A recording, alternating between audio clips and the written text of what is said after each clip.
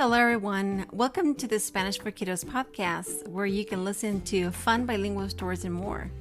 My name is Barbara. I am the owner of Spanish for Kiddos and your host for this spring season of bilingual reading. I'll be sharing fun bilingual stories for the spring season. So join me as I read aloud fun English-Spanish stories to encourage bilingual readers to read more. Thank you so much for listening to the Spanish for Kiddos podcast, and have a wonderful day.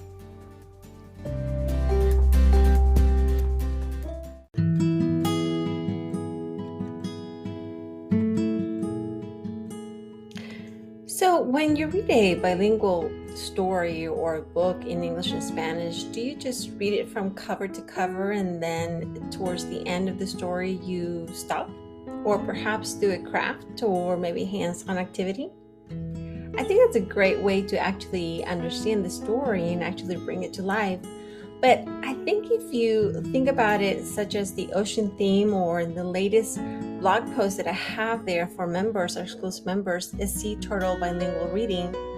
It goes into a little deeper about what kiddos are reading. And I think that's important because it helps them not only just understand the text, the context, and to actually recall what they were reading. And I think that's what brings an interactive reading, meaning they are participants of what they're reading in English and in Spanish, so that they can better understand very simple topics and even develop deeper understanding.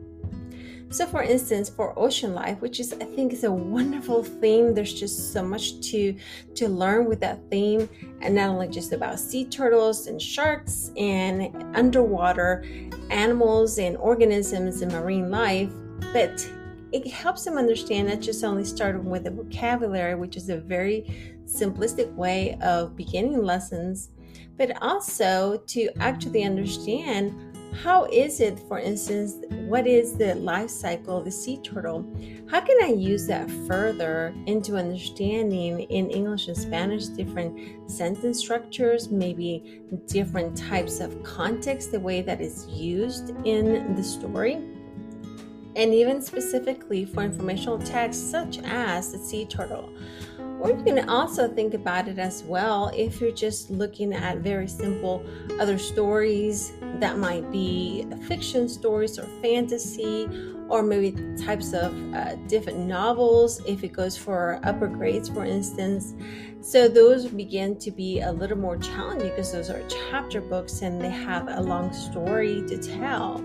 So to help them understand that, I think it's very useful to stop during the story or to stop during the different types of the reading after you read from cover to cover, and then begin thinking about, okay, what was happening towards the beginning, the middle, and the end.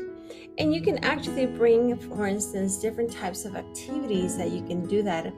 And I have several different ways that you can bring the story to life at our Spanish for Kiddos blog that you can do that. One simple way, of course, you can do the 5-point story of the different ways, and I have different graphic organizer, and if you're a member, you actually have different modules and different types of lessons and printables that you can do that as well. But if you, for instance, if you're beginning from pre-K, and of course it's very simple for them to understand a story, you can start with a vocabulary. I have a very simple activity like a sensory baggie or a sensory bag that you can start to develop the vocabulary in that way. And then from there, you can actually even use those same terms, for instance, the sea turtle, and see if you can start to develop more writing skills, and have a graphic organizer that you can use to start beginning to develop sentence structure. And even furthermore, you can actually research about sea turtles and actually use that information into maybe creating more of a research project if you want to. You don't have to go further than that if you don't want to. That's probably more extensive that you wanted to for upper grades. But if you're looking for a project-based learning that can help the students understand a little bit deeper, I think it's a good way to do that. Or just to keep it simple and then figure out how can I use sea turtles into my lessons in very simple structures, such as maybe action verbs, and then put those in a sentence, or maybe adjectives such as colors is a great way to do that with Ocean Life. I think it's a great way to incorporate that.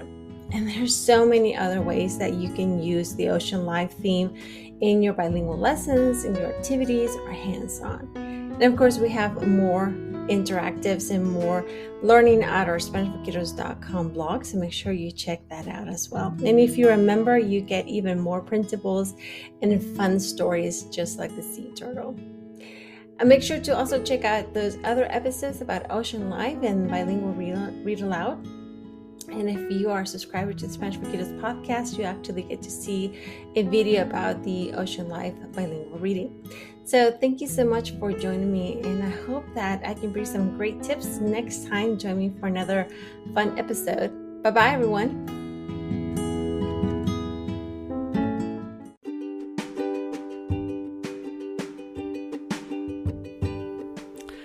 Are you a monthly subscriber yet?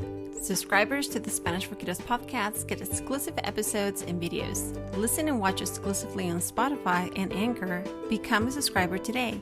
Thank you so much for your support.